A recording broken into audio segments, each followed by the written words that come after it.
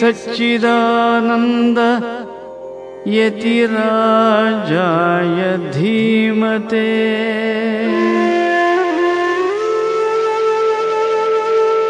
अद्वैतानन्दतृप्ताय जीवन्मुक्ताय ते नमः।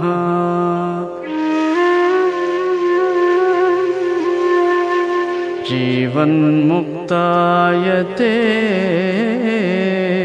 नमः।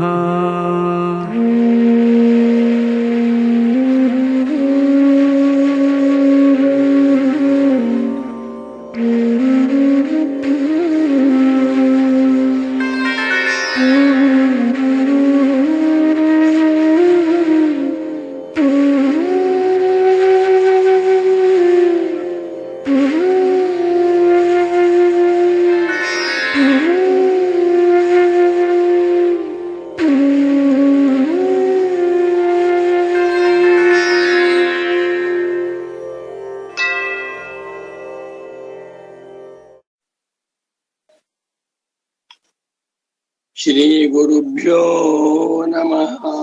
हरि ओम। अगजानन पद्मार्कं गजानन महर्निशं अनेकदं तं भक्तानां एकदन्तमुपास्महे। देवानां च ऋषीणां च गुरुं काञ्चन सन्निभं बुद्धिभूतं त्रिलोकेशं तं नमामि बृहस्पतिं। शङ्करं शङ्कराचार्यं केशवं बादरायणं सूत्रभाष्यकृतौ वन्दे भगवन्तौ पुनः पुनः। श्रुतिस्मृतिपुराणानाम् आलयं करुणालयं नमामि भगवत्पादं शङ्करं लोकशङ्करम्। भारती करुणापात्रं भारती पदभूषणं भारती पदमारूढं भारती तीर्थमाश्रये। विद्या विनय संपन्नं वीतरागं विवेकिनं वन्दे वेदान्त तत्त्वज्ञं विधुशेखर भारतीम्। वन्दे तं सच्चिदानन्दं यतिवर्यं महामतिं वेद वेदान्तसारज्ञं सद्गुरुं प्रणतोऽस्म्यहम्। श्रीगुरुं प्रणतोऽस्म्यहम्। सदाहं सम्प्रदायज्ञं संयमीन्द्रं सदाश्रयं सद्गुरुं सच्चिदानन्दं सदाचारं समाश्रये। श्रीमच्छङ्कर भगवत्पूज्य पादमहासद्गुरुभ्यो नमः। श्री श्री सच्चिदानन्देन्द्र सरस्वती सद्गुरुपादुकाभ्यां नमः। नमो नमः शंकर पादुकाभ्याम्। भगवद्भक्तರು ಮುಮುಕ್ಷ ಸಾಧಕರು ವೇದಾಂತ ಪ್ರಿಯರು ಅಧ್ಯಾಸ ಭಾಷ್ಯಾರ್ಥ ಚಿಂತಕರು ಆಗಿರುವ ವೇದಾಂತಿಗಳಾದ ಆತ್ಮೀಯ ಪ್ರೇಮಾತ್ಮ ಸ್ವರೂಪಿಗಳಾದ ತಮ್ಮೆಲ್ಲರಿಗೂ ಇಂದಿನ ಸುಪ್ರಭಾತವನ್ನು ಹೇಳುತ್ತಾ, ಇಂದು ಪರಾಭವನಾಮ ಸಂವತ್ಸರದಲ್ಲಿ ಉತ್ತರಾಯಣ ವಸಂತ ಋತು ವೈಶಾಖ ಮಾಸ ಶುಕ್ಲ ಪಕ್ಷ ಅಷ್ಟಮಿ ತಿಥಿ 2026ನೇ ಇಸವಿ ಏಪ್ರಿಲ್ ಮಾಹೆಯಲ್ಲಿ ಇಂದು 24ನೇ ತಾರೀಖಿನ ಶುಕ್ರವಾರದ ಸುಪ್ರಭಾತವನ್ನು ಶುಭೋದಯವನ್ನು ತಮ್ಮೆಲ್ಲರಿಗೂ ಕೋರುತ್ತಾ ಇಂದಿನ ಸುಗಮ ವ್ಯಾಖ್ಯಾ ಗ್ರಂಥದ ಉಪನ್ಯಾಸಕ್ಕೆ ತಮ್ಮೆಲ್ಲರಿಗೂ ಹೃತ್ಪೂರ್ವಕವಾದ ಸುಸ್ವಾಗತ. ಸರ್ವಾತ್ಮ ಸರ್ವದೃಗ್ಯೋಸೌ ಸರ್ವಾಧ್ಯಾಸ ನಿರಾಸಕೃತ್ ಸತತಂ ಸನ್ನಿಧತ್ತಾಮೇ ಹೃದಯೇ ಪರಮಶಿವಃ ಸೂತ್ರಭಾಷ್ಯ ಪ್ರಣೀತಾರೌ ವೇದಾಂತಾಬ್ಜ ಪ್ರಭಾಕರೌ ವಂದೇ ಪರಸ್ಪರಾತ್ಮಾನೌ ಬಾದರಾಯಣ ಶಂಕರೌ ನಮೋ ನಮಃ ಸದ್ಗುರು ಪಾದುಕಾಭ್ಯಾಂ. ಇದರಲ್ಲಿ 190ನೇ ಪುಟ ಕನ್ನಡದ ಸುಗಮ ಗ್ರಂಥ. ತಥಾಭೂತಃ ಅಶನಾಯಾದಿ ಅತೀತತ್ವಾದಿ ಧರ್ಮ ಯಹ ಆತ್ಮ ತಸ್ಯ ಜ್ಞಾನಂ ಯಾವನ್ನೋತ್ಪನ್ನಂ ತಾವತ್ ಯದ್ವಾ ಅತಥಾಭೂತ ಕರ್ತೃ ಭೋಕ್ತೃ ಆತ್ಮವಿಜ್ಞಾನಾತ್ ವಿಪರೀತಂ ಸಮ್ಯಕ್ ವಿಜ್ಞಾನಂ ತಥಾಭೂತ ಆತ್ಮವಿಜ್ಞಾನಂ ಯಾವನ್ನೋತ್ಪನ್ನಂ. ಎಲ್ಲಿಯವರೆಗೆ ಮನುಷ್ಯರಿಗೆ ಕರ್ಮಕಾಂಡಿಗಳಿಗೆ ಶೌತಸ್ಮಾರ್ಥ ಕರ್ಮಾನುಷ್ಠಾನವನ್ನ ಮಾಡುವಂಥವರಿಗೆ ನಾನು ಅಶನಾಯ ಪಿಪಾಸ ಮುಂತಾದದ್ದನ್ನು ಮೀರಿರುವ ಆತ್ಮಸ್ವರೂಪನಾಗಿದ್ದೇನೆ ಎನ್ನುವ ಜ್ಞಾನ ಉಂಟಾಗಿಲ್ಲವೋ, ವಿರುದ್ಧವಾಗಿರುವ ಜ್ಞಾನ ನಾನು ಕರ್ತ ಭೋಕ್ತ ಅನ್ನುವಂತಹ ಜ್ಞಾನವಿದೆಯೋ ಅಲ್ಲಿಯವರೆಗೂ ಕೂಡ ಅವನಿಗೆ ಕರ್ಮದಲ್ಲಿ ಅಧಿಕಾರ. ಯಾವನ್ನೋತ್ಪನ್ನಂ ತಥಾಭೂತಾತ್ಮ ವಿಜ್ಞಾನಂ, ಉಪನಿಷತ್ತುಗಳಲ್ಲಿ ತಿಳಿಸಿರುವಂತೆ ನಿಜವಾದ ಆತ್ಮನ ಸ್ವರೂಪ ಎಲ್ಲಿಯವರೆಗೆ ಉಂಟಾಗಿಲ್ಲವೋ ತಾವತ್ ಅಲ್ಲಿಯವರೆಗೆ ಪ್ರವರ್ತಮಾನಂ ಶಾಸ್ತ್ರಂ, ಹೊರಟಿರುವಂತ ಮುಂದುವರಿಯುತ್ತಿರುವಂತಹ ಶಾಸ್ತ್ರವು ಅವಿದ್ಯಾವದ್ ವಿಷಯತ್ವ ನಾತಿಕ್ರಾಮತೆ, ಅವಿದ್ಯಾವಂತರ ವಿಷಯವಾಗಿರುವಿಕೆಯನ್ನ ಮೀರಿರುವುದಿಲ್ಲ ಅನ್ಬಿಟ್ಟು ಬಹಳ ಅದ್ಭುತವಾದ ಸ್ಟೇಟ್ಮೆಂಟ್. ಮುಂದಕ್ಕೆ ಹೋಗೋಣ. ಏವಂ ತಾವತ್, ಇದು 190ನೇ ಪುಟದಲ್ಲಿ ಪ್ರಾರಂಭ. ಏವಂ ತಾವತ್ ಪರಲೋಕ ಸಂಬದ್ಧ ಆತ್ಮಜ್ಞಾನ ಸ್ವರೂಪ ಸಮಾಲೋಚನೇನ ಶಾಸ್ತ್ರೀಯ ವ್ಯವಹಾರಸ್ಯ ಅವಿದ್ಯಾವದ್ ವಿಷಯತ್ವಂ ಉಪಪಾದಿತಂ. ಏನ್ ಜ್ವರ ಉಪಪಾದಿತಂ? It has been logically proved, logically established. ಈ ವಿಷಯವನ್ನ ತರ್ಕದಿಂದ ಯುಕ್ತಿಯಿಂದ ಉಪಪಾದನೆ ಮಾಡಿದ್ದು ಆಯ್ತು. ಯಾವುದನ್ನ? ಏವಂ ತಾವತ್, ಇಲ್ಲಿಯವರೆಗೆ ಪರಲೋಕ ಸಂಬದ್ಧ, ಪರಲೋಕ ಸಂಬಂಧ ಅಲ್ಲ, ಪರಲೋಕ ಸಂಬದ್ಧ. ಪರ ಮತ್ತೊಂದು ಲೋಕ, ಲೋಕಕ್ಕೆ ಸಂಬದ್ಧ, ಸಂಬಂಧಪಟ್ಟಿರುವಂತ ಆತ್ಮಜ್ಞಾನ ಸ್ವರೂಪ, ಆತ್ಮನ ಜ್ಞಾನವನ್ನ, ಆತ್ಮಜ್ಞಾನದ ಸ್ವರೂಪವನ್ನ ಸಮಾಲೋಚನೆಯಿಂದ ವಿಚಾರ ಮಾಡಿದ್ದರಿಂದ ನಾನೀ ದೇಹವಲ್ಲ, ನನಗೆ ಇನ್ನೊಂದು ದೇಹ ಉಂಟು, ಪರಲೋಕಕ್ಕೆ ಸಂಬಂಧಪಟ್ಟಿರುವ ಆತ್ಮ ನಾನು ಅಂತ ತಿಳ್ಕೊಂಡಿದ್ದಾನೆ. ತುಂಬಾ ಸಂತೋಷ. ಇದನ್ನೆಲ್ಲ ವಿಚಾರ ಮಾಡಿದ್ದೆವು. ವಿಚಾರ ಮಾಡಿದ್ದರಿಂದ ಏನ್ ಸಿದ್ಧಾಂತವಾಯ್ತು? ಇಡೀ ಪೂರ್ವ ಮೀಮಾಂಸಾ ದರ್ಶನ ಲೋಕಾಂತರಕ್ಕೆ, ಜನ್ಮಾಂತರಕ್ಕೆ ಸಂಬದ್ಧನಾಗಿರುವ ಆತ್ಮನ ವಿಚಾರವನ್ನು ಹೇಳ್ತಾ ಇದೆ. ಎಷ್ಟು ಚೆನ್ನಾಗಿದೆ. ಈ ಜನ್ಮದಲ್ಲಿ ನಾನು ದಾನವನ್ನ ಮಾಡಿದರೆ ಮುಂದಿನ ಜನ್ಮದಲ್ಲಿ ನನಗೆ ತುಂಬಾ ಐಶ್ವರ್ಯ ಬರುತ್ತದೆ. ಈ ಜನ್ಮದಲ್ಲೂ ನಾನಿದ್ದೇನೆ, ಮುಂದಿನ ಜನ್ಮದಲ್ಲೂ ಇರ್ತೇನೆ ತಿಳ್ಕೊಂಡಿದ್ದಾನೆ. ಹೀಗೆಲ್ಲ ವಿಚಾರ ಮಾಡಿ, ಇದು ಶಾಸ್ತ್ರೀಯ ಜ್ಞಾನ. ಯಾವ ಶಾಸ್ತ್ರ? ಕರ್ಮಕಾಂಡ ಶಾಸ್ತ್ರ. ಶಾಸ್ತ್ರೀಯ, ಶಾಸ್ತ್ರೇಷು ಉಪದಿಷ್ಟಂ ಶಾಸ್ತ್ರೀಯಂ, ಶಾಸ್ತ್ರೀಯ ವ್ಯವಹಾರಸ್ಯ. ಇದಕ್ಕೆ ಹೆಸರು ಶಾಸ್ತ್ರೀಯ ವ್ಯವಹಾರ. ಇದಕ್ಕೆ ಮತ್ತೊಂದು ಹೆಸರು ಶೌತಸ್ಮಾರ್ಥ ಕರ್ಮ ವ್ಯವಹಾರ. ಇದಕ್ಕೆ ಮತ್ತೊಂದು ಹೆಸರು ವಿವೇಕಿ ವ್ಯವಹಾರ. ಪೂರ್ವ ಮೀಮಾಂಸಕರೆಲ್ಲರೂ ವಿವೇಕಿಗಳು. ಅವರು ಉಪದೇಶ ಮಾಡುವ ಈ ಶಾಸ್ತ್ರೀಯ ವ್ಯವಹಾರವೆಲ್ಲವೂ ನೋಡಿ ಅವಿದ್ಯಾವದ್ ವಿಷಯತ್ವಂ. ರಾಮ್ ರಾಮ್ ರಾಮ್ ರಾಮ. ಅವಿದ್ಯಾವಂತರ ವಿಷಯವಾಗಿದೆ. ಇದು ಭಯಂಕರ ಸತ್ಯ. ಒಂದು ಊರಿನಲ್ಲಿ 1,000 ಜನ ವಿಪ್ರೋತ್ತಮರಿದ್ದಾರೆ. ಎಲ್ಲರೂ ಗೃಹಸ್ಥರು, ಎಲ್ಲರೂ ಶಿಖಾವಂತರು. 3 ಹೊತ್ತು ಸ್ನಾನವನ್ನು ಮಾಡಿ ತ್ರಿಕಾಲ ಸಂಧ್ಯಾ ವಂದನೆ ಮಾಡ್ತಾ ಇದ್ದಾರೆ.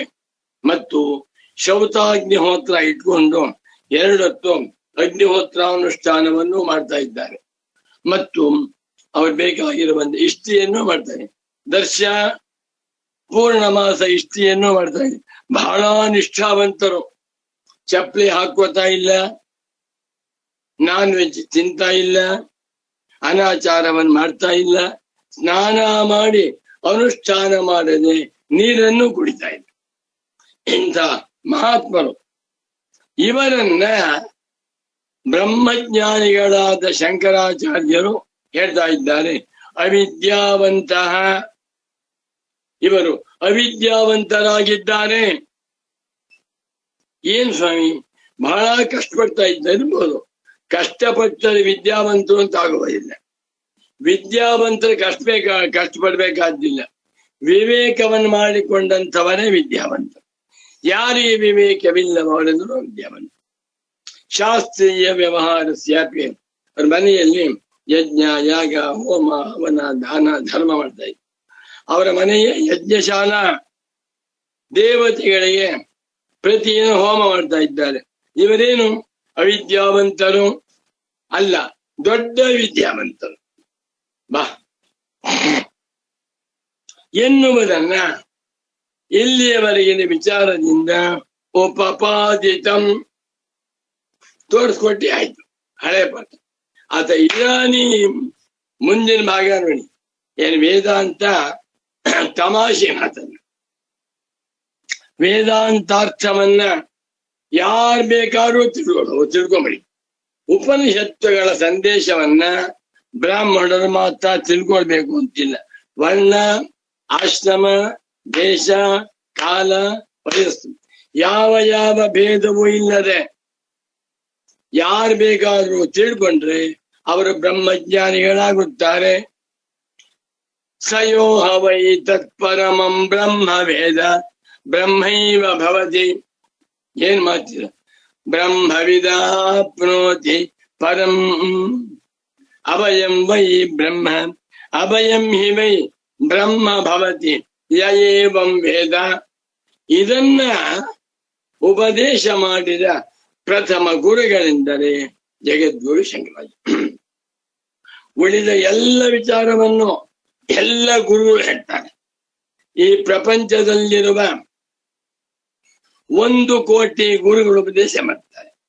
ಯಾರೂ ಕೂಡ ನೀನೇ ಬ್ರಹ್ಮವಾಗಿದ್ದೀಯ, ನೀನು ಅಸಂಸಾರಿಯಾದ ಪರಮಾತ್ಮನಾಗಿದ್ದೀಯ, ತತ್ವಮಸಿ ಎನ್ನುವುದನ್ನು ಯಾರು ಹೇಳ್ತಾ ಇಲ್ಲ. ಇದು ಬಹಳ ಶೋಚನೆ. ಅಥ ಇದಾನೀ ಇನ್ನೀಗ ಮುಂದಕ್ಕೆ ಹೇಳ್ತೀವಿ ಅಂದ್ರೆ ವಿಧಿ ನಿಷೇಧ ಶಾಸ್ತ್ರಾಕ್ಷರ ಆಂಜಸ್ಯ ಆಲೋಚನಯಾಪಿ ಏತತ್ ಉಪಪಾದಯಿತು.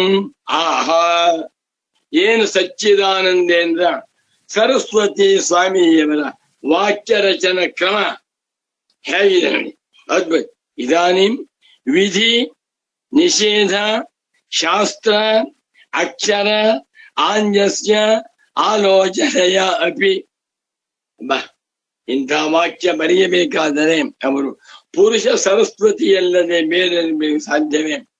ಪುರುಷ ಸರಸ್ವತಿ, ಸರಸ್ವತಿ ಸ್ತ್ರೀಲಿಂಗ, ಸರಸ್ವತಿ ಹೆಣ್ಣು ದೇವರು. ಆದರೆ ಸಚ್ಚಿದಾನಂದದಿಂದ ಸರಸ್ವತಿ ಸ್ವಾಮಿಗಳು ಪುರುಷ ಸರಸ್ವತಿಗಳಾಗಿದ್ದಾರೆ. ಎಷ್ಟು ಚೆನ್ನಾಗಿ ಬರೀತಾ ಇದ್ದಾರೆ. ಚೆನ್ನಾಗಿದೆ, ಅದ್ಭುತವಾಗಿದೆ. ವಿದ್ವತ್ತ ಪೂರ್ಣವಾಗಿದೆ, ಸುಂದರವಾಗಿರುವಂತ ಶಬ್ದಗಳ ಜೋಡಣೆ. ಕಾಳಿದಾಸ ಮುಂತಾದಂಥ ಕವಿಗಳು, ಭಾರವಿ ಮುಂತಾದಂಥ ಮಹಾ ಕವಿಗಳು ಈ ವಾಕ್ಯವನ್ನ ನೋಡ್ಬಿಟ್ರೆ ಭಲೆ ಭಲೆ ಅಂತಾರೆ. ಮತ್ತೊಮ್ಮೆ ವಾಕ್ಯ ಓದ್ತೇನೆ, ಪುಸ್ತಕ ಇದ್ದು ನೋಡ್ಕೊಂಡು. ವಿಧಿ ನಿಷೇಧ ಶಾಸ್ತ್ರ ಅಕ್ಷರ ಆಂಜಸ್ಯ ಆಲೋಚನೆಯ ಅಪಿ ಏತತೆ ಉಪಪಾದಯಿತುಂ ಆಹ ತಥಾ ಹಿ ಬ್ರಾಹ್ಮಣೋ ಯಜೇತ ಇತ್ಯಾದೀನಿ ಇತ್ಯನೇನ ವಾಕ್ಯೇನ. ಇನ್ನು ಮುಂದಕ್ಕೆ ವಿಧಿ ನಿಷೇಧ ಶಾಸ್ತ್ರ ಉಂಟಲ್ಲ, ಇಡೀ ಪೂರ್ವ ಮೀಮಾಂಸಾ ದರ್ಶನವನ್ನ ಜೈಮಿನಿ ಆಚಾರ್ಯರ, ಶಬರ ಸ್ವಾಮಿಗಳ, ಕುಮಾರಿಲ ಭಟ್ಟರ, ಪ್ರಭಾಕರ ಮಿಶ್ರರ ಇಡೀ ಪೂರ್ವ ಮೀಮಾಂಸಾ ದರ್ಶನವನ್ನ ಪರಮ ಪೂಜ್ಯ ಸಚ್ಚಿದಾನಂದೇಂದ್ರ ಸರಸ್ವತಿ ಸ್ವಾಮೀಜಿಯವರು ವಿಧಿ ನಿಷೇಧ ಶಾಸ್ತ್ರ ಅನ್ಬಿಟ್ಟು ಇಷ್ಟೇ. ವಿಧಿ ಮಾಡು, ನಿಷೇಧ ಮಾಡಬೇಡ, ಡೂ ಅಂಡ್ ಡೋಂಟ್, ಇಷ್ಟೇ ಇಡೀ ಪೂರ್ವ ಮೀಮಾಂಸಾ ದರ್ಶನದ ಸಾರ. ಇದಕ್ಕೆ ಹೆಸರು ವಿಧಿ ನಿಷೇಧ ಶಾಸ್ತ್ರ, ಕರ್ಮಕಾಂಡ ಶಾಸ್ತ್ರ, ಪೂರ್ವ ಮೀಮಾಂಸಾ ಶಾಸ್ತ್ರ. ಇದರಲ್ಲಿರುವ ಅಕ್ಷರ, ಒಂದೊಂದು ಅಕ್ಷರ, ಆಂಜಸ್ಯ ಅದರ ಪ್ರಾಮುಖ್ಯತೆಯನ್ನ ಆಲೋಚನೆಯ ವಿಚಾರ ಮಾಡುವುದರಿಂದ ಕೊಟ್ಬರ್ತಾರೆ. ಶಂಕರರು ಮಹಾಗಟ್ಟಿಗಳು, ಅವರಿಗಿಂತಲೂ ಗಟ್ಟಿಗರು ಸ್ವಾಮಿಗಳು. ಇಂಥ ಕೇಳ್ಬೇಕಂದ್ರೆ ಯಾರು ಹೇಳ್ತಾ ಇಲ್ಲ. ಶಂಕರ ಜಯಂತಿ ಉತ್ಸವದಲ್ಲಿ ಇಂಥ ವಿಚಾರವನ್ನ ನಾವು ಜನರಿಗೆ ತಿಳಿಸ್ಬೇಕು. ಶಂಕರಾಚಾರ್ಯರವರ ಅವತಾರದ ಉದ್ದೇಶವೇನು? ಬ್ರಹ್ಮಜ್ಞಾನದ ಸವಿಯನ್ನ ಜನಗಳಿಗೆ ಉಣಬಡಿಸುವುದು. ಏನ್ ಸವಿ? ನೀನು ತತ್ವಮಸಿ. ಬಾ, ಭಯಂಕರ ಸತ್ಯ. ಈ ವಿಚಾರವನ್ನೇ ಸುರೇಶ್ವರಾಚಾರ್ಯರು ತಮ್ಮ ನೈಷಧ ಸಿದ್ಧಿಯನ್ನು ಮಾಡ್ತಾ ಇದ್ದಾರೆ. ವಿಧಿ ನಿಷೇಧ ಶಾಸ್ತ್ರ, ಪೂರ್ವ ಮೀಮಾಂಸಾ ದರ್ಶನ, ಅದರಲ್ಲಿ ಬಂದಿರುವಂತ ಅಕ್ಷರ. ಇಲ್ಲಿ ಪದ ಅಂತ ಹೇಳಲಿಲ್ಲ, ವಾಕ್ಯ ಅಂತ ಹೇಳಲಿಲ್ಲ, ಒಂದೊಂದು ಅಕ್ಷರ, ಅದರ ಆಂಜಸ್ಯ ಪ್ರಾಮುಖ್ಯತೆ, ಒಂದೊಂದು ಅಕ್ಷರವನ್ನ ಯಾವ ಹೇಳಿದ್ದಾರೆ ಎನ್ನುವುದನ್ನ ಆಲೋಚನೆಯ ವಿಚಾರ ಮಾಡುವುದರಿಂದಲೂ ಅಪಿ ಏತತೆ ಉಪಪಾದಯಿತು ಆಲೋಚನೆ ಮಾಡುವುದರಿಂದಲೂ ಕೂಡ ಇದು ಸಿದ್ಧವಾಗುತ್ತದೆ. ಯಾವುದು?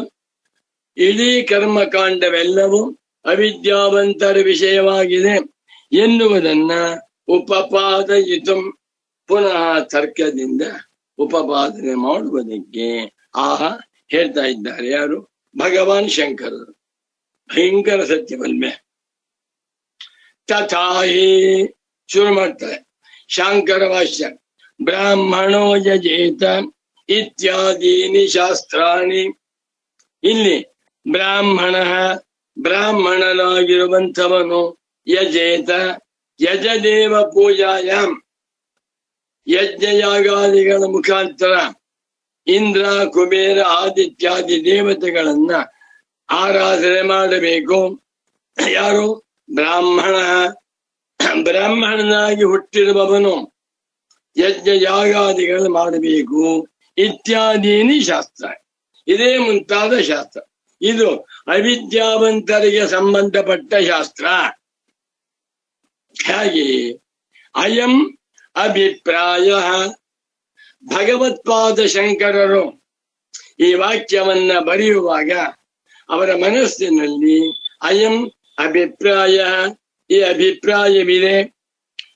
ಸಚ್ಚಿದಾನಂದೇಂದ್ರ ಸರಸ್ವತಿ ಸ್ವಾಮೀಜಿಯವರು ಶಂಕರ ಭಗವತ್ ಪೂಜ್ಯ ಪಾದಾಚಾರ್ಯರ ಹೃದಯವನ್ನ ಪ್ರವೇಶ ಮಾಡಿ ಹೃದಯದಲ್ಲಿ ಕೂತ್ಕೊಂಡು, ಇದು ಶಂಕರಾಚಾರ್ಯರ ಹೃದಯ, ಶಂಕರ ಹೃದಯಂ, ಶಂಕರ ಅಭಿಪ್ರಾಯ ಅಯಂ. ಯಾವಾಗ? ತಥಾಹಿ ಬ್ರಾಹ್ಮಣೋ ಯಜೇತ, ಇತ್ಯೇವಮಾದೀನಿ ಶಾಸ್ತ್ರಾಣಿ ಬರೆದಿದ್ದಾರಲ್ಲ, ಅದನ್ನ ಬರೆಯಬೇಕಾದರೆ ಶಂಕರಾಚಾರ್ಯರ ಮನಸ್ಸಿನಲ್ಲಿ ಈ ಅಭಿಪ್ರಾಯ ಉಂಟು. ಏನಿದೆ ನಿಧಾನ ನೋಡಿ.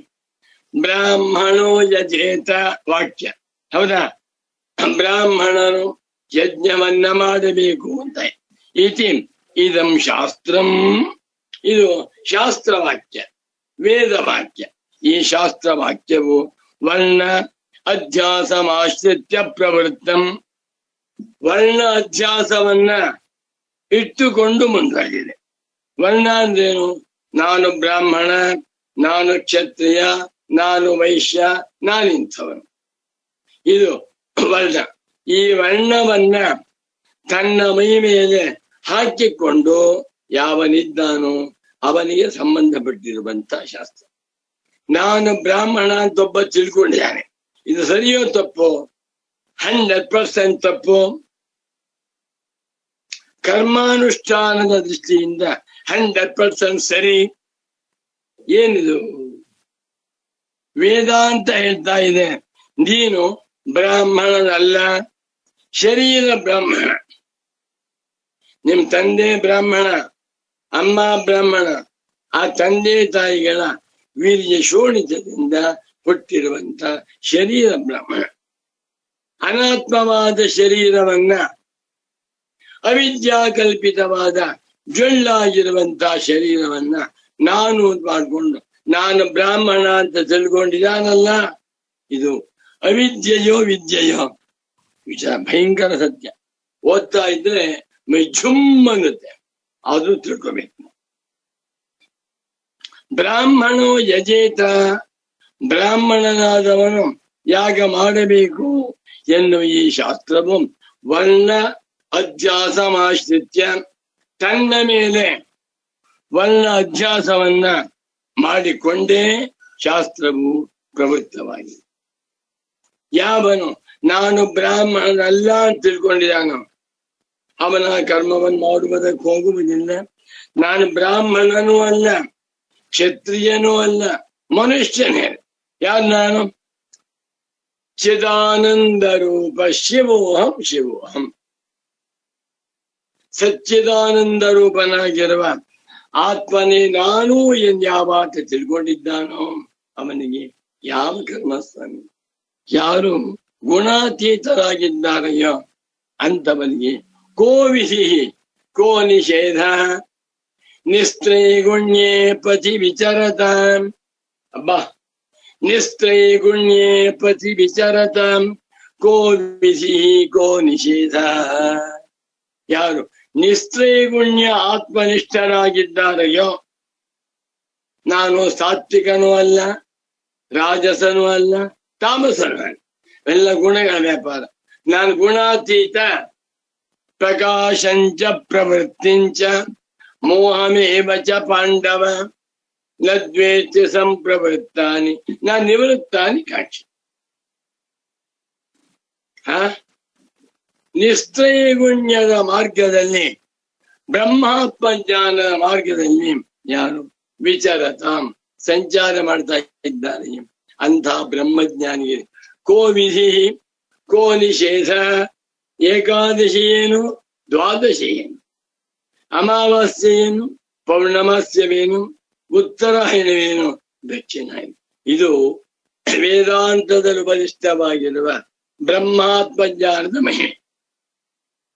ನೋಡಿ, ಇಂಥ ವಿಚಾರಗಳನ್ನ ಶ್ರೋತ್ರಿಯ ಬ್ರಹ್ಮನಿಷ್ಠರಾದ ಸದ್ಗುರುಗಳಿಂದ ಶ್ರವಣ ಮಾಡದೆ ನಾವೇ ಓದ್ಕೊಂಡ್ಬಿಟ್ರೆ ನಾಳೆಯಿಂದ ಸಂಧ್ಯಾವನ್ನೇ ಬಿಟ್ಟುಬಿಡ್ತಾನೆ, ಪೂಜೆಯನ್ನು ಬಿಡ್ತಾನೆ, ಅಗ್ನಿಹೋತ್ರವನ್ನು ಬಿಟ್ಟುಬಿಡ್ತಾನೆ. ಬ್ರಹ್ಮಜ್ಞಾನವಂತೂ ಆಗಿಲ್ಲ, ಬ್ರಹ್ಮಜ್ಞಾನವನ್ನು ಹೊಂದಲಿಲ್ಲ, ಕರ್ಮ ಮಾರ್ಗವನ್ನು ಬಿಟ್ಟುಬಿಟ್ಟು ಇತೋ ಭ್ರಷ್ಟ ತಥೋ ಭ್ರಷ್ಟ ಅನ್ನುವಂತೆ ಆಗಿಬಿಡ್ತಾರೆ. ಹಾಗಾಗುವುದು ಬೇಡ, ಹುಷಾರ್, ಎಚ್ಚರಿಕೆ. ಆದ್ದರಿಂದಲೇ ಭಾಷ್ಯಕಾರ ಶಂಕರರ ಒಂದು ಸಂದೇಶ, ಶಾಸ್ತ್ರಜ್ಞೋಪಿ ಸ್ವಾತಂತ್ರ್ಯೇಣ ಬ್ರಹ್ಮಜ್ಞಾನ ಅನ್ವೇಷಣಂ ನ ಕುರ್ಯಾತ್. ಅದ್ಭುತವಾಗಿ ಶಂಕರನ ಕೈತು ಶುರು ಮಾಡ್ತಾ ಇದೆ. ನಹಿ ಪ್ರಾರಂಭದ ನಹಿ ಅನಧ್ಯಸ್ಥ ಬ್ರಾಹ್ಮಣ ಭಾವ ಅಧಿಕಾರಿ ಸ್ಯಾತ್ ತತ್ರ ಯಾಗೆ, ಟು ಅಂಡರ್ಲೈನ್ ತತ್ರ ಯಾಗೆ, ಆ ಯಾಗದಲ್ಲಿ ಶೌತಯಾಗ ಸ್ಮಾರ್ತಯಾಗ ಬೇಕಾದೃಶ್ಯ, ಆ ಯಾಗದಲ್ಲಿ ಅಧಿಕಾರಿಯಾಗಬೇಕಾದರೆ ಅವನು ನಾನ್ ಬ್ರಾಹ್ಮಣ ಅಂತ ಅನಧ್ಯಸ್ಥ ಬ್ರಾಹ್ಮಣ ಭಾವ, ಬ್ರಾಹ್ಮಣ ಎನ್ನುವಂಥ ಭಾವವನ್ನ ತನ್ನ ಮೇಲೆ ಅಧ್ಯಾಸ ಮಾಡಿಕೊಳ್ಳದೆ ಹೋದರೆ, ನಾನು ಬ್ರಾಹ್ಮಣ ಎನ್ನುವಂಥ ಭ್ರಮೆಗೆ ಒಳಗಾಗದೆ ಹೋದರೆ ಅಂಥವನು ಆ ಯಾಗದಲ್ಲಿ ಅಧಿಕಾರಿಯಾಗಲಾರ. ಎಷ್ಟು ಸೂಕ್ಷ್ಮ ನೋಡಿ. 100 ಜನ ಟೂರಿಸ್ಟ್ ಹೋಗಿದ್ದಾರೆ, ಒಂದು ದೇವಸ್ಥಾನಕ್ಕೆ ಹೋಗಿದ್ದಾರೆ. ಅಲ್ಲಿ ಊಟದ ವ್ಯವಸ್ಥೆ ಇದೆ, ಬೋರ್ಡ್ ಆಗಿದೆ, ಇಲ್ಲಿ ಬ್ರಾಹ್ಮಣರಿಗೆ ಮಾತ್ರ ಪ್ರವೇಶ ಉಂಟು ಒಂದು ಬೋರ್ಡ್ ಹಾಕಿದ್ದಾರೆ. ಆ 100 ಜನಗಳಲ್ಲಿ ಒಂದು 28 ಜನ ಒಳಗಡೆ ಹೋಗ್ತಾರೆ, ಇನ್ನು 62 ಜನ ಹೊರಗೆ ಉಳ್ಕೊತಾರೆ, 72 ಹೊರಗೆ ಉಳ್ಕೊತಾರೆ. ಯಾಕಪ್ಪ ಅಂದ್ರೆ ಒಳಕೋ ಸ್ವಾಮಿ ನಾವು ಬ್ರಾಹ್ಮಣರು, ಜನ್ಮಾರ ಇದೆ ನೋಡಿ, ವಿಭೂತಿ ಹಾಕೋತಾ ಇದ್ದೇವೆ, ಮುದ್ದೆ ಹಾಕೋತಾ ಇದ್ದೇವೆ, ಬ್ರಾಹ್ಮಣರು ಹೋಗ್ತಾರೆ. ಹಾಗಾದ್ರೆ ಬನ್ನಿ, ಉಳಿದವರು ಬರ್ತಾ ಇಲ್ಲ ಒಳಗೆ. ಹೇಗೆ ಅವ್ರಿಗೆ ಅನ್ಸುತ್ತೆ ನಾವು ಬ್ರಾಹ್ಮಣರಲ್ಲ, ನಾನು ಬ್ರಾಹ್ಮಣ ಎಂದು ತಿಳಿದಿರುವವನು ಅಜ್ಞ, ಅವನಿಗೆ ತತ್ವಾರ್ಥವಾಗಿಲ್ಲ. ಅನಧ್ಯಸ್ಥ ಬ್ರಾಹ್ಮಣ ಭಾವ, ಬ್ರಾಹ್ಮಣ ಎನ್ನುವ ಬುದ್ಧಿಯನ್ನ ಅಧ್ಯಾಸ ಮಾಡಿಕೊಳ್ಳದೆ ಹೋದರೆ ಅಂಥವನು ಆ ಯಾಗದಲ್ಲಿ ಅಧಿಕಾರಿಯಾಗಲಾರ. ನೋಡಿ, ಸ್ವಲ್ಪ ಯೋಚನೆ. ಸನ್ಯಾಸಿಗಳಿಗೆ ಹೇಳ್ತೆ, ಸನ್ಯಾಸ ಸ್ವೀಕಾರ ಮಾಡಿದ ಮೇಲೆ ಅವನು ಬ್ರಾಹ್ಮಣನಲ್ಲ, ಕ್ಷತ್ರಿಯ ವೈಶ್ಯನೂ ಅಲ್ಲ, ಬ್ರಹ್ಮಚಾರಿ ಗೃಹಸ್ಥನೂ ಅಲ್ಲ. ಎಲ್ಲಾ ಸನ್ಯಾಸಿಗಳು ಕೂಡ ಮುಮುಕ್ಷುಗಳಾದ್ದರಿಂದ ಬ್ರಹ್ಮಜ್ಞಾನಿಗಳಾಗಬೇಕು. ಈ ದೃಷ್ಟಿಯಿಂದಲೇ ನಮ್ಮಲ್ಲಿ ಏನ್ ಮಾಡಿದ್ದಾರೆ, ಬ್ರಹ್ಮಚಾರಿ, ಗೃಹಸ್ಥ, ವಾನಪ್ರಸ್ಥ, ಸನ್ಯಾಸಿ. ಸನ್ಯಾಸಿ ಅತ್ಯಂತ ಉತ್ತಮಾಧಿಕಾರಿ. 2 ತರಹದ ಸನ್ಯಾಸ: ಯಾಜ್ಞವಲ್ಕ್ಯರ ಸನ್ಯಾಸ, ವಿದ್ವತ್ ಸನ್ಯಾಸ, ಇನ್ನು ಸುರೇಶ್ವರಾಚಾರ್ಯರೇ ಮುಂತಾದವರ ಸನ್ಯಾಸ, ವಿವಿಧಿಷ ಸನ್ಯಾಸ. ಆತ್ಮಜ್ಞಾನವನ್ನು ಹೊಂದುವುದಕ್ಕಾಗಿ ಎಲ್ಲಾ ಕರ್ಮಗಳನ್ನು ಬಿಟ್ಟು ಆತ್ಮಾವಾನೇ ದ್ರಷ್ಟವ್ಯ. ಸನ್ಯಾಸಿಗಳ ಗುರಿ ಏನ್ ಮಾಡ್ಬೇಕು? ಅವರು ಶ್ರೋತವ್ಯ, ಮಂತವ್ಯ, ನಿಧಿಧ್ಯಾಸಿತವ್ಯ. ಅವರ ಮನಸ್ಸಿನಲ್ಲಿ ಅಹಂ ಬ್ರಹ್ಮಾಸ್ಮಿ ಎನ್ನುವ ನಿಶ್ಚಯ ಜ್ಞಾನ ಉಂಟಾಗುವವರೆಗೂ ಶ್ರವಣ, ಮನನ, ನಿಧಿಧ್ಯಾಸನ ಮಾಡಿ. ಅವರು ಯಾವ ವಿಧಿ ನಿಷೇಧಗಳು, ಸ್ನಾನವೂ ಬೇಡ, ಭಿಕ್ಷೆ ಯಾವ ನಿಯಮಗಳಿಲ್ಲ. ಯಾವಾಗ ಬ್ರಹ್ಮಜ್ಞಾನಿ ಆಗಿಬಿಟ್ನೋ ಗೆದ್ದ. ಅವನಿಗೆ ಯಜ್ಞ ಯಾಗಾದಿಗಳು ಇಲ್ಲ, ದಾನ ಸಂಧ್ಯಾ ಮಾಡಬಹುದು, ಯಾವ್ದು ಬೇಕಾಗಿಲ್ಲ. ವಾಕ್ಯ ಅಂಟದೇ ನೋಡ್ಕೊಂಬನಿ.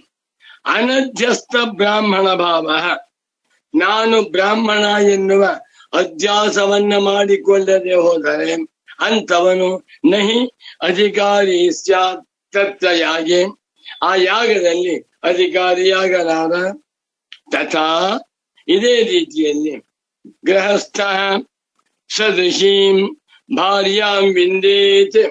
ನೋಡಿ, ಪೂಜ್ಯ ಸದ್ಗುರುಗಳು ಒಂದೊಂದಕ್ಕೂ ಒಳ್ಳೊಳ್ಳೆ ಶ್ರುತಿ ವಾಕ್ಯ ಕೋಟ್ ಮಾಡ್ತಾ ಇದ್ದಾರೆ. ಮೊದಲನೇದು ಬ್ರಾಹ್ಮಣೋ ಯಜೇತ, ಎರಡನೇದು ತಥಾ ಗೃಹಸ್ಥ ಸದೃಶೀಂ ಭಾರ್ಯಾಂ ವಿಂದೇತ್. ಗೃಹಸ್ಥನಾಗಬೇಕೆಂದಿರುವವನು ಬ್ರಹ್ಮಚಾರಿಯಾಗಿದ್ದ, ಬ್ರಹ್ಮಚರ್ಯ ಸಾಕು, ಇನ್ನು ಮುಂದೆ ನಾನು ಯಜ್ಞ ಯಾಗಾನುಷ್ಠಾನ ಮಾಡಬೇಕು. ಹಾಗಾದರೆ ಶಾಸ್ತ್ರ ಹೇಳ್ತಾ ಇದೆ, ಸದೃಶೀಂ ಯೋಗ್ಯಳಾದ, ಸದೃಶಿಂ ಒಳ್ಳೆಯ ಸಂಸ್ಕಾರವುಳ್ಳಂತ, ಸದೃಶಿಂ ಈ ಶೌತ ಸ್ಮಾರ್ಥ ಕರ್ಮಗಳಲ್ಲಿ ಅವಳಿಗೂ ಅಧಿಕಾರವಿಲ್ಲ, ಗಂಡನಿಗೆ ಸಹಾಯ ಮಾಡಬೇಕು ಅಂತ ಸದೃಶಳಾದ ಭಾರ್ಯ ಹೆಂಡತಿಯನ್ನ ವಿಂದಿ ಮದುವೆ ಮಾಡಿಕೊಳ್ಳಬೇಕು. ಗೃಹಸ್ಥ ಅಂತ ಹೇಳ್ತು. ಗೃಹಸ್ಥ ಅಂದೇನು? ನಾನು ಬ್ರಹ್ಮಚಾರಿಯಾಗಿದ್ದೆ, ಈಗ ಗೃಹಸ್ಥನಾಗುತ್ತಿದ್ದೇನೆ. ನಾನು ಗೃಹಸ್ಥ, ನಾನು ಬ್ರಹ್ಮಚಾರಿ, ಇದು ಅಧ್ಯಾಸ. ಆತ್ಮ ಗೃಹಸ್ಥನೋ ಬ್ರಹ್ಮಚಾರಿಯೋ? ಎರಡು ಅಲ್ಲ. ಇವನು ಗೃಹಸ್ಥ ಅಂತ ತಿಳ್ಕೊಂಡು ಈ ವಾಕ್ಯದಲ್ಲಿ ಗೃಹಸ್ಥ ಸದೃಶೀಂ ಭಾರ್ಯಾಂ ವಿಂದೇತ್ ಎಂಥ ವಾಕ್ಯ. ಗೃಹಸ್ಥನು ಒಳ್ಳೆಯ ಯೋಗ್ಯನಾದ ಪತ್ನಿಯನ್ನ ಹೊಂದಬೇಕು. ಇತಿ ಶಾಸ್ತ್ರಂ ಅಂದು ಶಾಸ್ತ್ರವಾಕ್ಯ. ಇದನ್ನ ಆಶ್ರಮಾಧ್ಯಾಸಮಾಶ್ರಿತ್ಯ ಪ್ರವೃತ್ತಂ, ಈ ಶಾಸ್ತ್ರವು ಪ್ರವೃತ್ತಂ ಹೊರಟಿದೆ. ಹೇಗೆ? ಆಶ್ರಮಾಧ್ಯಾಸಮಾಶ್ರಿತ್ಯ, ಮೊದಲು ವರ್ಣಾಧ್ಯಾಸ, ಆಮೇಲೆ ಆಶ್ರಮಾಧ್ಯಾಸ. ಆಶ್ರಮ ಚತ್ವಾರಃ ಆಶ್ರಮ ಸಂತಿ, ಬ್ರಹ್ಮಚರ್ಯಾಶ್ರಮ, ಗಾರ್ಹಸ್ಥ್ಯಾಶ್ರಮ, ವಾನಪ್ರಸ್ಥಾಶ್ರಮ, ಸನ್ಯಾಸಾಶ್ರಮ ಇತಿ ಆಶ್ರಮ ಚತ್ವಾರಃ. ನಾನು ಗೃಹಸ್ಥ ಅಂತ ಅಧ್ಯಾಸವನ್ನ ಮಾಡಿಕೊಂಡೇ ಶಾಸ್ತ್ರ ಹೊರಟಿದೆ. ಬಹಳ ನನಗೆ ಅರ್ಥವಾಗ್ತಾ ಇದೆ. ಬಹಳ ಸೂಕ್ಷ್ಮ ವಿಚಾರ. ಅರ್ಧಂಬರ್ಧ ತಿಳ್ಕೊಂಡ್ಬಿಟ್ಟು ಅದು ಇಲ್ಲ ಇದು ಇಲ್ಲ ಅಂತ ಆಗ್ಬಾರ್ದು. ಗೃಹಸ್ಥ ಎನ್ನುವಂತಹದ್ದು ಎರಡನೇ ಆಶ್ರಮ. ಈ ಶಾಸ್ತ್ರವು ಆಶ್ರಮಾಧ್ಯಾಸವನ್ನ, ಗೃಹಸ್ಥ ಎನ್ನುವ ಆಶ್ರಮದ ಅಧ್ಯಾಸವನ್ನ ಆಶ್ರಿತ್ಯ, ಆಶ್ರಯ ಮಾಡಿಕೊಂಡೇ ಪ್ರವೃತ್ತವಾಗಿದೆ. ಬ್ರಹ್ಮಚಾರ್ಯಹಂ ಗೃಹಸ್ಥೋ ಭವೇಯಂ ಇತಿ ಅಧ್ಯಸ್ಥ ಬ್ರಹ್ಮಚರ್ಯ ಆಶ್ರಮಿತ್ವಸ್ಯೈವ ವಿವಾಹ ಕರ್ಮಣಿ ಪ್ರವೃತ್ತಿ. ಎಷ್ಟು ಚೆನ್ನಾಗಿ ಬರೀತಾರೆ ಗುರುಗಳು. ಓದ್ತಾ ಓದ್ತಾ ಅರ್ಥ ಬರುತ್ತೆ. ಏನ್ ಪಾತಂಜಲ ಮಹಾಭಾಷ್ಯವ, ಶಂಕರ ಭಗವತ್ ಪೂಜ್ಯ ಪಾದಾಚಾರ್ಯರ ಬ್ರಹ್ಮಸೂತ್ರ ಭಾಷ್ಯವ ಅನ್ನುವಷ್ಟು ಚೆನ್ನಾಗಿ. ಇಲ್ಲಿ ಬ್ರಹ್ಮಚಾರ್ಯ ಅಹಂ ಹೇಗೆ ಬಿಡಿಸ್ಬೇಕು? ಬ್ರಹ್ಮಚಾರಿ ಅಹಂ ದೀರ್ಘ. ಬ್ರಹ್ಮಣಿ ವೇದೆ ಚರಿತುಂ ಶೀಲಂ ಯಸ್ಯ ಸಹ ಬ್ರಹ್ಮಚಾರಿ, ಅಥವಾ ಬ್ರಹ್ಮ ಚರಿತುಂ ಶೀಲಂ ಯಸ್ಯ. ಇದು ಬ್ರಹ್ಮಚಾರಿ ಎನ್ನುವಂತಹದ್ದು ಶೀಲ ಪ್ರತ್ಯಯ. ನಾನು ಬ್ರಹ್ಮಚಾರಿಯಾಗಿದ್ದೇನೆ ಅನ್ಕೊಂಡ, ಅಲ್ಲಿಂದ ಪ್ರಾರಂಭವಾದ ಅಧ್ಯಾಸ. ನಾ ಬ್ರಹ್ಮಚಾರಿಯ ಅಲ್ಲ, ನಾನು ಬ್ರಹ್ಮ, ಪರಬ್ರಹ್ಮ. ಈ ಬ್ರಹ್ಮ ಶಬ್ದಕ್ಕೆ ಅನೇಕ ಅರ್ಥಗಳಿವೆ. ವೇದಸ್ತತ್ವಂ ತಪೋ ಬ್ರಹ್ಮ, ಬ್ರಹ್ಮ ವಿಪ್ರ ಪ್ರಜಾಪತಿ. ನನಗೆ ಪರಮ ಪೂಜ್ಯ ಸದ್ಗುರು ಪುಂಗವರಾದ ಶ್ರೀ ಶ್ರೀ ಶ್ರೀ ಸಚ್ಚಿದಾನಂದೇಂದ್ರ ಸರಸ್ವತಿ ಸ್ವಾಮಿಗಳವರು ಇದನ್ನೆಲ್ಲ ಹೇಳಿದ್ದಾರೆ. ನನಗೆ ಆಶ್ಚರ್ಯ. ಆ ಸ್ವಾಮೀಜಿ ಏನ್ ಹೇಳಿದವನ್ನ ಅದ್ಭುತ, ಪರಮಾದ್ಭುತ, ಆಶ್ಚರ್ಯ, ಪರಮಾಶ್ಚರ್ಯ. Simplest man, highest thinking, deepest thinking. ನಾನೀಗ ಬ್ರಹ್ಮಚಾರಿಯಾಗಿದ್ದೇನೆ. ಗೃಹಸ್ಥ ಭವೇಯಂ, ಭೂಸತ್ತಾಯಂ, ಗೃಹಸ್ಥನಾಗಬೇಕು ಎಂದು ತನ್ನ ಮೇಲೆ ಬ್ರಹ್ಮಚರ್ಯ ಆಶ್ರಮಿತ್ವವನ್ನ ಅಧ್ಯಾಸ ಮಾಡಿಕೊಂಡಿದ್ದಾನೆ. ನಾನಿನ್ನು ಬ್ರಹ್ಮಚಾರಿ, ಅಧ್ಯಯನ ಮಾಡಿದ್ದೇನೆ. ಆ ವೇದ ಮಂತ್ರಗಳನ್ನ ಅಧ್ಯಯನ ಮಾಡಿದ್ದರೆ ಸಾಲದು.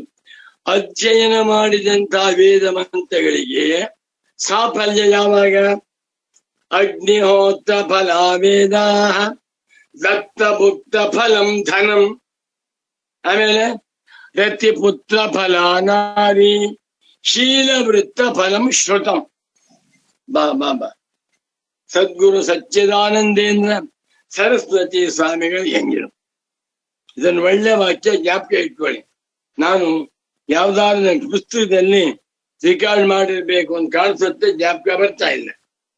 ಅಧ್ಯಯನ ಮಾಡಿದ ಮೇಲೆ ಅಗ್ನಿಹೋತ್ರ ಫಲಾಹ ವೇದಾಹ, ಆ ವೇದ ಮಂತ್ರಗಳಿಗೆ ಸಾಫಲ್ಯ ಅಗ್ನಿಹೋತ್ರದಲ್ಲಿ. ಒಬ್ಬ ಹುಡುಗ ಬಹಳ ಕಷ್ಟಪಟ್ಟು BE ಫಸ್ಟ್ ರ್ಯಾಂಕ್ ಪಾಸ್ ಮಾಡ್ದ, ಅಮೆರಿಕಕ್ಕೆ ಹೋದ, MS ಮಾಡ್ದ, ಅಲ್ಲೂ ಫಸ್ಟ್ ರ್ಯಾಂಕ್ ಅಲ್ಲಿ ಪಾಸ್ ಮಾಡ್ದ, ಸರ್ಟಿಫಿಕೇಟ್ ಕೊಟ್ರು. ಅದರ ಫಲವೇನು? ಇಂಡಿಯಾದಲ್ಲಿ 20 ವರ್ಷ ಇದ್ದು BE ಪಾಸ್ ಮಾಡ್ಕೊಂಡು ಅಮೆರಿಕಕ್ಕೆ ಹೋಗಿ ಅಲ್ಲಿ 2 ವರ್ಷ ಕಷ್ಟಪಟ್ಟು MS ಪಾಸ್ ಮಾಡ್ದ, ಸರ್ಟಿಫಿಕೇಟ್ ಇದೆ. ಅದಕ್ಕೇನ್ ಫಲ? ಕೆಲಸಕ್ಕೆ ಹೋಗ್ಬೇಕು, ಸಂಪಾದನೆ ಮಾಡಿ.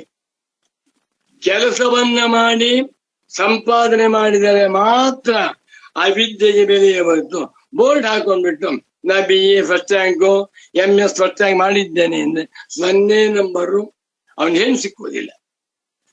ಯಾವುದೋ ಕಂಪನಿಯಲ್ಲಿ CEO ಆಗಿದ್ದಾನಂತೆ, 1 ತಿಂಗಳಿಗೆ 1 ಕೋಟಿ ಸಂಪಾದನೆ ಮಾಡ್ತಾ ಇದ್ದಾನಂತೆ. 1 ವರ್ಷಕ್ಕೆ ಅವನಿಗೆ 12 ಕೋಟಿ ಸಂಪಾದನೆ. ಸಂಪಾದನೆ ಮಾಡಿದಾಗ ಆ ವಿದ್ಯೆಗೆ ಮೇಲೆ ಅಲ್ವೇ? ಇವತ್ತಿನ ಕಾಲದಲ್ಲಿ ಎಲ್ಲಾ ವಿದ್ಯಾರ್ಥಿಗಳು ಕಷ್ಟಪಟ್ಟು ಓದ್ತಾರೆ. SSLC ಪರೀಕ್ಷೆಯಲ್ಲಿ 7 ಜನ ಹುಡುಗ ವಿದ್ಯಾರ್ಥಿಗಳು ಫಸ್ಟ್ ರ್ಯಾಂಕ್ ಪಾಸ್ ಮಾಡಿದ್ದಾರೆ, ಸಂತೋಷ. ಅದಕ್ಕೇನ್ ಫಲ? ಮುಂದವರು PUC ನಲ್ಲಿ ಒಳ್ಳೆ ಸಬ್ಜೆಕ್ಟ್ ಅನ್ನ ಒಳ್ಳೆ ಕಾಲದಲ್ಲಿ ಓದಬೇಕು. ಎಷ್ಟು ಓದಿದ್ರು ಕೂಡ ಪ್ರಯೋಜನ.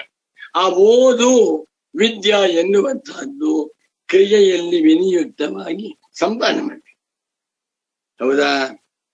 ಅಧ್ಯಯನ ಮಾಡಿದ್ದಾನೆ, ಬೇಕಾದಷ್ಟು ವೇದ ಮಂತ್ರಗಳು ಗೊತ್ತು, ಏನು ಪ್ರಯೋಜನವಿಲ್ಲ. ಅದಕ್ಕೆ ಸಾಫಲ್ಯ, ಸಾರ್ಥಕ್ಯ, ಸಪ್ರಯೋಜನತ್ವ ಯಾವಾಗ ಅಂದ್ರೆ ಅಗ್ನಿಹೋತ್ರ ಅನುಷ್ಠಾನ ಮಾಡಿದ. ಅಗ್ನಿಹೋತ್ರ ಅನುಷ್ಠಾನ ಮಾಡುವುದಕ್ಕೆ ಅಧಿಕಾರಿ ಯಾರು? ಸಪತ್ನೀಕನಾಗಿರುವಂತಹ ಗೃಹಸ್ಥ. ನಾನೀಗ ಬ್ರಹ್ಮಚಾರಿ ಆಗಿದ್ದೇನೆ ಅನ್ಕೊಂಡ, ಅದೇ ಅಧ್ಯಾಸ. ಅಧ್ಯಾಸದಿಂದಲೇ ಕರ್ಮಕಾಂಡ ಪ್ರಾರಂಭ. ನೋಡಿ, ಗುರು ಬರೀತಾ ಇದ್ದಾನೆ, ಬ್ರಹ್ಮಚಾರಿ ಅಹಂ, ನಾವು ಐ ಆಮ್ ಎ ಬ್ಯಾಚಲರ್. ಈಗ ಬ್ರಹ್ಮಚಾರಿ, ಗೃಹಸ್ಥೋ ಭವೇಯಂ, ಮುಂದಿನ ವರ್ಷ ನಾ ಗೃಹಸ್ಥನಾಗುತ್ತೇನೆ ಅಂತ ಅನ್ಕೊಂಡಿದ್ದಾನಲ್ಲ. ಇದು ಇತಿ ಅಧ್ಯಸ್ಥ ಬ್ರಹ್ಮಚರ್ಯ ಆಶ್ರಮಿತ್ವಸ್ಯ. ನಾನು ಬ್ರಹ್ಮಚಾರಿ ಎನ್ನುವಂತ ಅಧ್ಯಾಸವನ್ನ ಮಾಡಿಕೊಂಡಿರುವಂತವನಿಗೆ ವಿವಾಹ ಕರ್ಮಣಿ, ವಿವಾಹ ಎನ್ನುವಂತ ಕರ್ಮದಲ್ಲಿ ಪ್ರವೃತ್ತಿ ಆಗ್ತಾ ಇದೆ. ನಾನು ಬ್ರಹ್ಮಚಾರಿ ಎಂದು ಯಾರು ಮಾಡ್ಕೊಂಡಿಲ್ವ? ಚಿದಾನಂದ ರೂಪ ಶಿವೋಹಂ ಶುಭೋಹಂ, ಪರಬ್ರಹ್ಮ ತತ್ವಂ ಅಹಮಸ್ಮಿ, ಅಹಂ ಬ್ರಹ್ಮಾಸ್ಮಿ ಎಂದು ತಿಳಿದುಕೊಂಡಿರುವವನು ಬ್ರಹ್ಮಚಾರಿಯೇ ಅಲ್ಲ, ಗೃಹಸ್ಥನು ಆಗುವುದಿಲ್ಲ. ಇದು ಸಾಧ್ಯವಾ ಅನ್ಸುತ್ತೆ. ಇಂಥ ಬ್ರಹ್ಮಜ್ಞಾನ ನಮಗೆ ಬರಬಹುದು, ಖಂಡಿತ ಬರುತ್ತೆ. ಯಾವಾಗ ಆಸಕ್ತಿ ಇರಬೇಕು. ಈ ಮನುಷ್ಯ ಸಂಕಲ್ಪ ಮಾಡ್ಕೊಂಡ್ರೆ ಏನ್ ಬೇಕಾದ್ರೂ ಆಗ್ಬೋದು. ನಾ ಪ್ರೈಮ್ ಮಿನಿಸ್ಟರ್ ಆಗ್ಬೇಕು ಸಂಕಲ್ಪ ಮಾಡ್ಕೊಂಡ, ಅವನಿಗಿನ್ನೂ 20 ವರ್ಷ ವಯಸ್ಸು. 20ನೇ ವಯಸ್ಸಿನಲ್ಲಿ I should become the prime minister of India ಮಾಡ್ಕೊಂಡು ಪ್ರಯತ್ನ ಮಾಡ್ತಾವೆ, ಆಗ್ತಾನೆ, ಏನ್ ಆಶ್ಚರ್ಯ ಇಲ್ಲ. ಆದ್ರೆ ಬ್ರಹ್ಮಜ್ಞಾನ ತುಂಬಾ ಸುಲಭ. ಪ್ರೈಮ್ ಮಿನಿಸ್ಟರ್ ಆಗುವುದು ಕಷ್ಟ, ಬ್ರಹ್ಮಜ್ಞಾನಿ ಆಗುವಂತಹದ್ದು ಸುಲಭ. ಯಾಕೆ? ನಾ ಬ್ರಹ್ಮವೇ ಆಗಿದ್ದೇನೆ. ಹಾಗಾದ್ರೆ ಯಾಕೆ ನಮಗೆ ಬ್ರಹ್ಮಜ್ಞಾನವಾಗಿಲ್ಲ? ನಮಗೆ ಬ್ರಹ್ಮಜ್ಞಾನ ಬೇಕಿಲ್ಲ. ಬರೀ ಸುಳ್ಳು, ಮೋಸ, ಆತ್ಮವಂಚನೆ ಬೇಡ. ಬಾ, ನಮಗೆ ಬ್ರಹ್ಮಜ್ಞಾನವೇ ಬೇಕು ಅಂತ ಆಗಿದ್ದಿದ್ದರೆ ಅದಕ್ಕೆ ಶಮ, ದಮ, ಉಪನತಿ, ತಿತಿಕ್ಷ, ಶ್ರದ್ಧಾ, ಸಮಾಧ, ಮುಮುಕ್ಷುತ್ವ ಸಾಧನೆ ಬೇಕಲ್ವೇ? ಯಾವುದು ಮಾಡ. ಅಧ್ಯಸ್ಥ ಬ್ರಹ್ಮಚರ್ಯ ಆಶ್ರಮಿ, ಅಧ್ಯಾಸ ಮಾಡಿಕೊಂಡಿರುವ ಬ್ರಹ್ಮಚರ್ಯದ ಆಶ್ರಮವುಳ್ಳವನಾಗಿದ್ದಾನೆ. ಅಂಥವನಿಗೆ ಮಾತ್ರವೇ ವಿವಾಹ ಕರ್ಮಣಿ ಪ್ರವೃತ್ತಿ, ವಿವಾಹ ಕರ್ಮದಲ್ಲಿ ಅವನು ಪ್ರವೃತ್ತನಾಗ್ತಾನೆ. ಇಲ್ಲಿ ಪೂಜ್ಯ ಸದ್ಗುರುಗಳು ಅಧ್ಯಸ್ಥ ಪದವನ್ನೇ ಹಾಕು. ಅಧ್ಯಸ್ಥ ಅಧ್ಯಾಸದಿಂದ ತೋರುತ್ತಿದೆ. ಅಧ್ಯಾಸ ಭಾಷ್ಯವಾದ್ದರಿಂದ ಪೂಜ್ಯ ಸದ್ಗುರುಗಳು ಅಧ್ಯಾಸೇನ ಕೃತಂ ಅಧ್ಯಸ್ಥಂ ಅನ್ನುವ ವಾಕ್ಯವನ್ನೇ ಹಾಕಿದೆ. ಎರಡಾಯ್ತು ಈಗ. ಒಂದು ವರ್ಣಾಧ್ಯಾಸ, ಎರಡು ಆಶ್ರಮಾಧ್ಯಾಸ, ಮೂರು ವಯಸ್ಸು. ವರ್ಣಾಶ್ರಮ ವಯೋವಸ್ತಾದೀನಿ ಶಾಂಕರ ಭಾಷ್ಯ. ವರ್ಣ ಆಶ್ರಮ ವಯಸ್ಸು. ವಯಸ್ಸು ಅಂದ್ರೇನು? ಅಷ್ಟವರ್ಷಂ ಬ್ರಾಹ್ಮಣಮುಪನಯೀತ ಇತಿ ವಯೋಜ್ಯಾಸಂ ಸಮಾಶ್ರಿತ್ಯ ಪ್ರವೃತ್ತಂ ಶಾಸ್ತ್ರಂ. ಅದ್ಭುತವಾಗಿದೆ. ಇನ್ನೊಂದು ಇದೊಂದು ವಾಕ್ಯ. ಅಷ್ಟವರ್ಷಂ ಬ್ರಾಹ್ಮಣಮುಪನಯೀತ. ಅಷ್ಟೌ ವರ್ಷಾಃ ಯಸ್ಯ ಸಹ ಅಷ್ಟವರ್ಷಃ. ಅಷ್ಟವರ್ಷಂ ಬ್ರಾಹ್ಮಣಂ ಗರ್ಭಾಷ್ಟಮೇ ಬ್ರಾಹ್ಮಣಮುಪನಯೀತ. ಇದೆಲ್ಲ ಹೇಳ್ತಾ ಇದ್ದು ಪೂಜ್ಯ ಸದ್ಗುರು. ಬ್ರಾಹ್ಮಣನಿಗೆ ಉಪನಯನ ಮಾಡಬೇಕು ಯಾವಾಗ? ಅಷ್ಟವರ್ಷೇ ಸತಿ. 8 ವರ್ಷ ಆಯ್ತು ಅವನಿಗೆ ಉಪನಯನ ಮಾಡಿ. 8 ವರ್ಷ ಕಳೆದ ಮೇಲೆ ಉಪನಯನ ಮಾಡುವುದಕ್ಕೆ ಮುಹೂರ್ತವನ್ನ ನೋಡ್ಬೇಕಾದಿಲ್ಲ. ವಯಸ್ಸು ಮೀರೋಯ್ತು. 28 ವರ್ಷ ವಯಸ್ಸಾಗಿದೆ ಹುಡುಗನಿಗೆ, ಉಪನಯನವಾಗಿಲ್ಲ, ಕೆಲಸ ಮಾಡ್ತಾ ಇದ್ದಾನೆ. ಮಾಡಪ್ಪ ಅಂದ್ರೆ ಸ್ವಾಮಿ ಗುರುಬಲ ಇಲ್ಲ ಅಂತಾರೆ.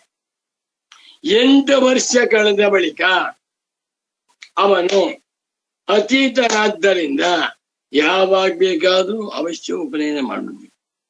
ಇವತ್ತು ಯಾವುದೂ ಇಲ್ಲ. ಇದೆಲ್ಲ ಹಳೆ ಕಾಲದ ಮಾತು. ಅಷ್ಟವರ್ಷಂ 8 ವರ್ಷವುಳ್ಳಂತ ಬ್ರಾಹ್ಮಣನಿಗೆ ಉಪನಯೀತ, ಉಪನಯನವನ್ನ ಮಾಡಬೇಕು. 8 ವರ್ಷ. ಇದು ವಯ ಅಧ್ಯಾಸ. ನನ್ಗೆ ಇವಾಗ 6.5 ವರ್ಷ, ನನ್ಗೆ 7 ವರ್ಷ, 7.5, 8 ವರ್ಷ. ಯಾರಿಗೆ? ನನಗೆ. ನಾನು ಒಂದು ಶರೀರ, ಹೌದಾ? ನಾನು 8 ವರ್ಷದ ಹುಡುಗ ಅಂತ ತಿಳ್ಕೊಂಡಿದ್ದಾನಲ್ಲ, ಅಂಥವನಿಗೆ ತಂದೆಯಾದಂಥವನು ಉಪನಯನವನ್ನು ಮಾಡಬೇಕು. ಅಷ್ಟವರ್ಷಂ ಬ್ರಾಹ್ಮಣಂ ಉಪನಯೀತ ಎನ್ನುವಂತಹ ಶಾಸ್ತ್ರ. ವಯೋಧ್ಯಾಸಂ ಸಮಾಶ್ರಿತ್ಯ. ಇಲ್ಲಿ ವಯೋಧ್ಯಾಸಂ, ವಯೋ ಆದ್ಮೇಲೆ ಒಂದು ಯಸ್ತಾಗ್ ಬರ್ಬೇಕು. ವಯಸ್ಸಃ ಅಧ್ಯಾಸಂ ವಯೋವಸ್ಥಂ. ವಯಸ್ಸಿನ ಅಧ್ಯಾಸವನ್ನು ಸಮಾಶ್ರಿತ್ಯ, ಸಮಾಶ್ರಿತ್ಯ, ರಾಮ ರಾಮ, ಸಂಪೂರ್ಣವಾಗಿ ಚೆನ್ನಾಗಿ ಆಶ್ರಯ ಮಾಡಿಕೊಂಡು ಪ್ರವೃತ್ತಂ ಪ್ರಾರಂಭವಾಯಿತು. ಇಲ್ಲೊಂದು ಪ್ರಶ್ನೆ. ಹಾಗಾದ್ರೆ ಶಂಕರಾಚಾರ್ಯರಿಗೆ ನಾವು 5ನೇ ವರ್ಷದಲ್ಲಿ ಉಪನಯನ ಅಂತ ಹೇಳ್ತೀವಲ್ಲ, ಮತ್ತೆ ಅವ್ರಿಗೂ ಅಧ್ಯಾಸವಿತ್ತ? ಇತ್ತು. 5ನೇ ವರ್ಷದ ಬಾಲಕ ಶಂಕರನಿಗೆ ಅಧ್ಯಾಸವಿತ್ತು.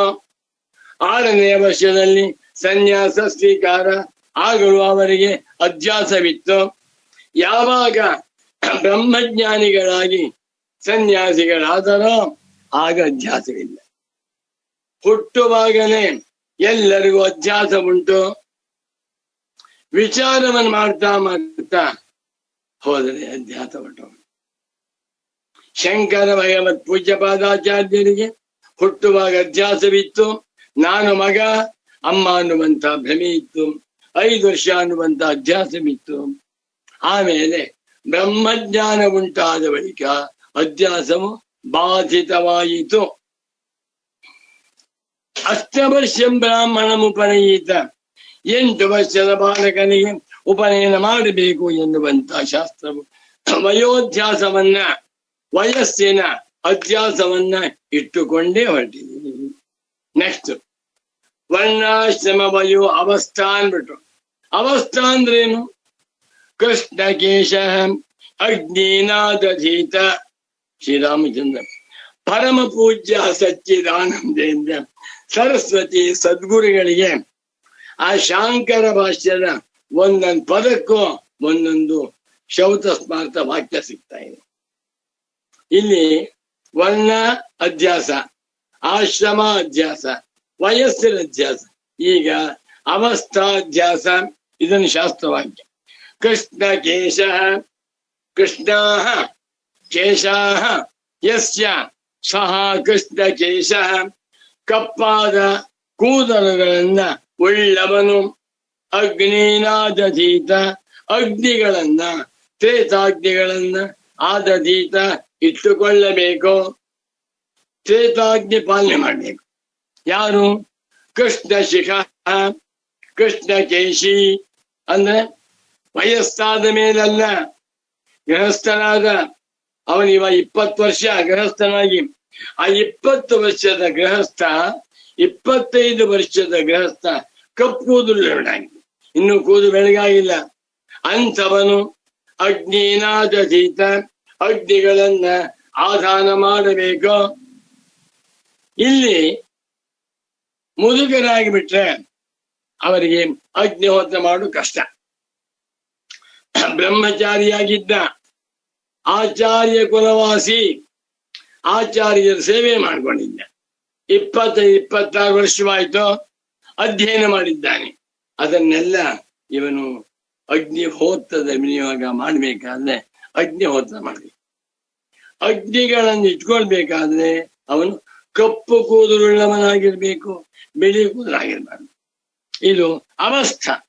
ಹೇಗಿರ್ಬೇಕಪ್ಪ ಸ್ಥಿತಿ ಅಂತಂದ್ರೆ ಯೌವನವಂತನಾಗಿರಬೇಕು. ಹೀಗೆ ಅನ್ಯಾನ್ಯಪಿ ಶಾಸ್ತ್ರಾಣಿ, ಇನ್ನೂ ಮುಂತಾಗಿರುವ ಎಲ್ಲ ಶಾಸ್ತ್ರಗಳು ಯಾವಜ್ಜೀವಂ ಅಗ್ನಿಹೋತ್ರಂ ಜೋಹೋತಿ ಇತ್ಯೇವಮಾದೀನಿ. ಎಷ್ಟು ವಾಕ್ಯ ಬೇಕು? ಯಾವಜ್ಜೀವಂ ಅಗ್ನಿಹೋತ್ರಂ ಜೋಹೋತಿ, ಸಾಯುವವರೆಗೂ ಕೂಡ, ಬದುಕಿರುವವರೆಗೂ ಕೂಡ ಅಗ್ನಿಹೋತ್ರವನ್ನ ಮಾಡುತ್ತಿರಬೇಕು. ನಾ ಬದುಕಿದ್ದೇನೆ, ನಂಗೆ ವಯಸ್ಸಾಗ್ತಾ ಬಂತು, ಸಾಯ್ತೇನೆ, ಈ ಭ್ರಮೆ ಉಳ್ಳವನಿಗೆ ಕರ್ಮಾಧಿಕಾರ. ಇತ್ಯೇವಮಾದೀನಿ ಶಾಸ್ತ್ರಾಣಿ, ಇದೇ ಮುಂತಾಗಿರುವ ಶಾಸ್ತ್ರಗಳು ಜೀವನಾದಿ ತತ್ತದಧ್ಯಾಸಮಾಶ್ರಿತ್ಯೇವ ಪ್ರಭು. ಜೀವನ ಬದುಕಿರುವುದು.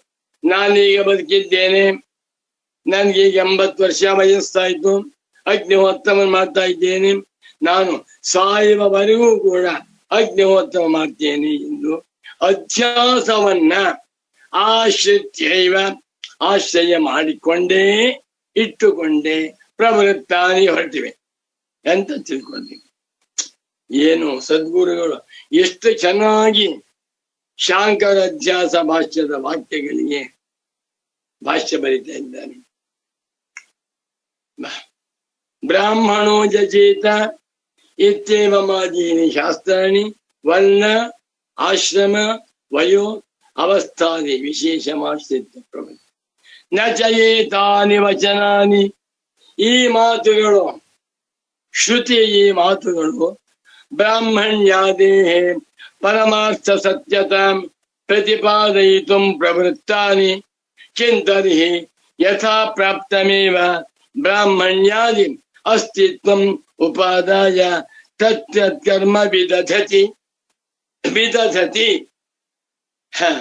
ಪರಮ ಪೂಜ್ಯ ಸಚ್ಚಿದಾನಂದೇಂದ್ರ ಸರಸ್ವತಿ ಸದ್ಗುರುಗಳು ನನಗೆ ಪಾಠ ಮಾಡುವಾಗ, ಮಗು ವಿದಧತಿ ಇದು ಯಾವ ವಚನ ಅಂತ ಕೇಳಿದ್ರು.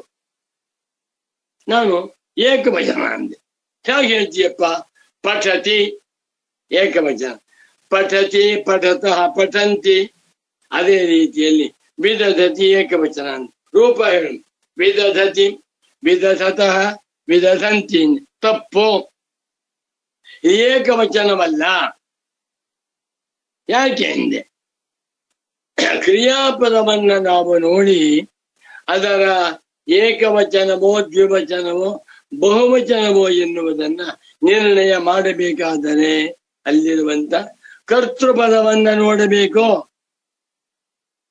ಇಲ್ಲೇನಾಗಿದೆ? ಏತಾನಿ ವಚನಾನಿ.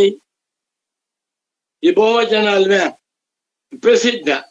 ಏತಾನಿ, ಏತತ್, ಏತೆ, ಏತಾನಿ ಬಹುವಚನ. ವಚನಾನಿ, ವಚನಂ, ವಚನೇ ವಚನಾನಿ. ಬಹುವಚನವಾದ್ದರಿಂದ ಕರ್ತೃಪದ ಬಹುವಚನ. ಆದ್ದರಿಂದ ವಿದಧತಿ ಎನ್ನುವಂತ ಕ್ರಿಯಾಪದವು ಬಹುವಚನವಾಗಿರ್ಬೇಕು ಅಂತ ಹೇಳಿ. ಹಾಗಾದ್ರೆ ಪ್ರಥಮ ವಿಭಕ್ತಿ ಏನು? ವಿದಧಾತಿ, ವಿಧತ್ತ, ವಿದಧತಿ. ಇದು ಡುಧಾಯ್ ಧಾರಣ ಪೋಷಣೆಯೋ ಧಾತು. ಡು ಧಾಯ್ ಮಹಾಪ್ರಾಣ, ಡುಧಾಯ್ ಧಾರಣ ಪೋಷಣೆಯೋ, ಆ ಧಾತುವಿನಿಂದ ಹುಟ್ಟಿರುವಂತ ಪರಸ್ಮೈಪದಿಯ ಲಟ್ಲಕಾರದ ಪ್ರಥಮ ಪುರುಷ ಬಹುವಚನ. ಏತಾನಿ ವಚನಾನಿ, ಇಂಥ ಮಾತುಗಳು ಬ್ರಾಹ್ಮಣ್ಯಾದಿ ಬಹಳ ಚೆನ್ನಾಗಿದೆ. ಬ್ರಾಹ್ಮಣ್ಯವೇ ಮುಂತಾದದ್ದನ್ನ ಪರಮಾರ್ಥ ಸತ್ಯತ ಸತ್ಯವಾಗಿದೆ ಎಂದು ಪ್ರತಿಪಾದನೆ ಮಾಡುವುದಕ್ಕೆ ಹೊರಟಿಲ್ಲ. ಈಗ ಬ್ರಾಹ್ಮಣೋ ಯಜೇತ ಅಂತ ವಾಕ್ಯ. ಈ ವಾಕ್ಯವು ಬ್ರಾಹ್ಮಣ್ಯವು ಸತ್ಯವಾಗಿದೆ ಅಂತ ಹೇಳ್ತಾ ಇದೆಯಾ? ಇಲ್ಲ. ಯಾವಾತನು ತನ್ನನ್ನ ಬ್ರಾಹ್ಮಣ ಎಂದು ಮಾಡಿಕೊಂಡಿದ್ದಾನೆಯೋ ಅವನನ್ನು ಕುರಿತು ಹೊರಟಿದೆ. ಬ್ರಾಹ್ಮಣ್ಯ ಎನ್ನುವುದು ಸತ್ಯವಾಗಿದೆ, ಗೃಹಸ್ಥಾಶ್ರಮ ಎನ್ನುವುದು ಸತ್ಯವಾಗಿದೆ ಎಂದ ಯಾವುದನ್ನು ಸತ್ಯ ಅಂತ ಹೇಳ್ತಾ ಇಲ್ಲ, ಪ್ರಶ್ನೆ ಮಾಡ್ತಾರೆ. ನಾಳೆ ಮಾಡ್ತೇನೆ ಇದನ್ನ. ಅತಃ ನಿರ್ದೋಷಸ್ಯ ಶಾಸ್ತ್ರಸ್ಯ ಕಥಂ ಅವಿದ್ಯಾವತ್ ಪುರುಷಾಶ್ರಯತ್ವಂ ಕಥಂ ವಾ ಅವಿದ್ಯಾ ಪ್ರದರ್ಶಿತ ಕ್ರಿಯಾಕಾರಕ ಫಲಬೋಧಕತ್ವಂ ಇತಿ ಶಂಕಾಯಾಃ ನಾವಸರಃ ಏವಂಚ ಶಾಸ್ತ್ರೀಯ ವ್ಯವಹಾರಸ್ಯಾಪಿ ಅವಿದ್ಯಾವದ್ ವಿಷಯತ್ವಂ ಇತ್ಯತ್ರ ನ ಕೋಪಿ ವಿರೋಧ. ನಮೋ ನಮಃ ಸದ್ಗುರುಪಾದುಕಾಭ್ಯಂ. ತುಂಬಾ ಚೆನ್ನಾಗಿದೆ, ಅದ್ಭುತವಾದ ಭಾಗ.